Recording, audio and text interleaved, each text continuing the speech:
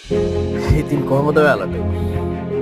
ඇත්තටම අපි ගන්න ආහාරය ශරීරයට ගියාට පස්සේ පොඩි කාලයක් ඇතුළත මේක ලේ වලට පරිවර්තනය වෙලා ලේ වලින් අසුබ හැදෙනවා කියලා තමයි සාමාන්‍යයෙන් මම අහලා තියෙන්නේ. මට විද්‍යාත්මකව වෙනම මම දන්නේ නැහැ, මම අහලා තියෙනවා. මේ විදිහට තමයි අපි අවශ්‍ය පදාර්ථ අවශ්‍ය තැන් වලට එන්නේ වුණාට පස්සේ මේවා මැරෙනවා. ආත්මත් යාදාලකට අවශ්‍ය ඒ ටික මැරෙනවා. ඒ වගේ තමයි මේ මනුස්ස ශරීරයේ පද්ධති වලින් සෛල වලට අවශ්‍ය පදාර්ථයක් නැතිවම මැරෙනවා.